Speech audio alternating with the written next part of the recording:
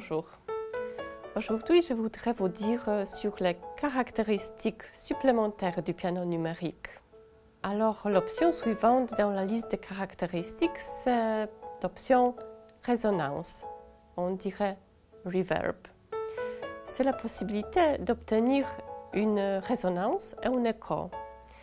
Cette option ne constitue pas un élément déterminant dans le choix des pianos numériques, mais une telle option permet de modifier la sonorité d'un piano. Grâce à l'option résonance, on peut choisir si nous voulons jouer avec une légère résonance, c'est-à-dire si l'on veut imiter l'atmosphère d'une salle de concert, ou plutôt sans aucun écho, ça veut dire sans effet de résonance, alors c'est-à-dire sans réflexion acoustique.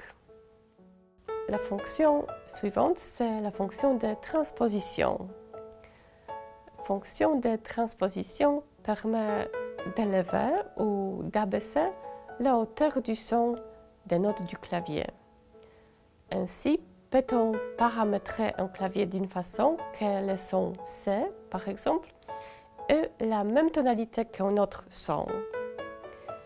Cette fonction est très utile lorsqu'on joue en duo, car elle permet à notre partenaire de ne pas avoir besoin d'accorder son instrument, par exemple son violon. Seulement nous changeons de tonalité d'un piano. La fonction de transposition est presque toujours intégrée dans la fonction de base du piano numérique.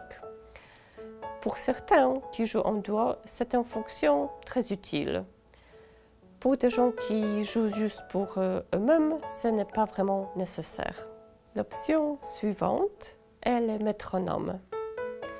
Cette fonction nous aide à jouer juste et à garder la mesure pendant que nous jouons un morceau de musique. C'est le battement des rythmes dans le même tempo et de la même mesure que nous voulons.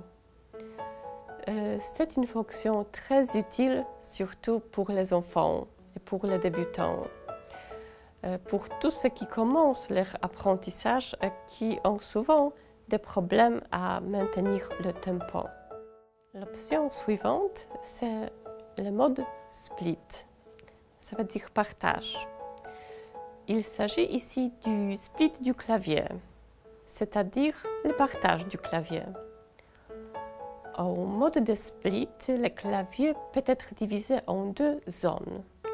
C'est la possibilité d'avoir une moitié du clavier avec un son et l'autre moitié avec le son d'un autre instrument.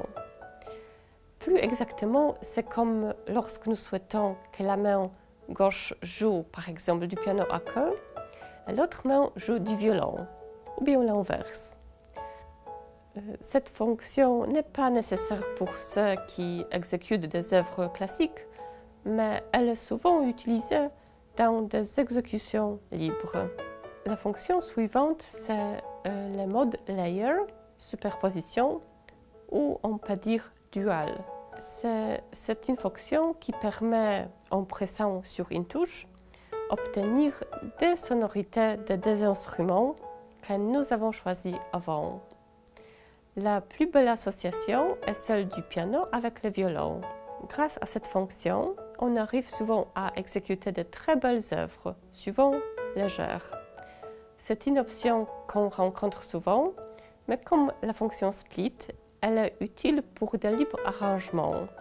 Elle n'est pas trop utile pour des œuvres classiques.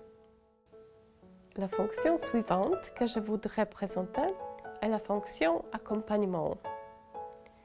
Cette option consiste dans le fait que nous pouvons programmer une partie du clavier afin de servir comme fonction qui ouvre l'option d'accompagnement.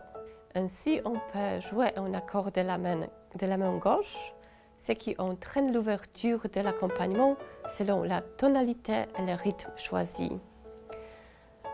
L'accompagnement émet alors une sonorité selon la tonalité et le rythme affecté. Et de la main droite, on continue à jouer une mélodie.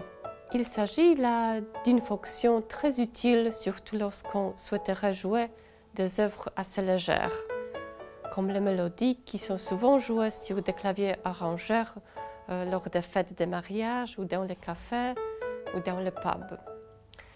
Cette fonction est très rarement utilisée dans l'exécution de musique classique, mais assez souvent dans des exécutions avec libre arrangement. Cependant, certains clients choisissent délibérément l'absence de cette fonction, car elle peut être matière à distraction pour les enfants. En effet, il y a risque que l'enfant s'amuse de l'accompagnement au lieu d'exercer en jouant de la musique classique. Dans ce cas, je vous recommande le modèle DPS 1200 qui est meilleur du point de vue pianistique et qui ne possède pas l'option l'accompagnement. Il est aussi préférable de faire attention lors de l'achat de piano numérique car il existe une différence de prix assez importante si l'instrument dispose de la fonction d'accompagnement rythmique ou non. Pour certains, cette fonction est importante, mais cela arrive que pour certains clients, cette fonction constitue un vrai fardeau et distrait les enfants d'un apprentissage juste.